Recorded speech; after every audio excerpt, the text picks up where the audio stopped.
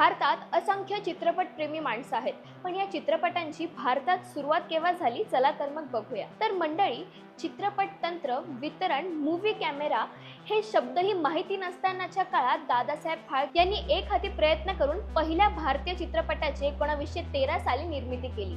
अत्यंत प्रतिकूल परिस्थिती चित्रपट तंत्र आत्मसात करून त्यांनी भारतात चित्रपट निर्मितीचा पाया घातला आणि म्हणूनच त्यांना भारतीय चित्रपट सृष्टीचे जनक म्हणतात। दादासाहेब फाळके यांच्या संकल्पनेतून साकार झालेली भारतीय रुपेरी पडद्यावरील पहिली कलाकृती म्हणजे राजा हरिश्चंद्र। या चित्रपटाची लांबी एकूण 40 मिनिटांची होती।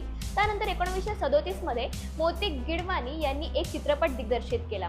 किसन कन्या असे या चित्रपटाचे नाव होते। या चित्रपटाद्वारे भारतीय सिनेमाला रंग प्राप्त झाला आणि अर्देशीर इराणी निर्मित हा चित्रपट भारताच्या इतिहासातील पहिला रंगी चित्रपट ठरला। तर कशी वाटली तुम्हाला ही माहिती आम्हाला कमेंट बॉक्समध्ये नक्की कळवा।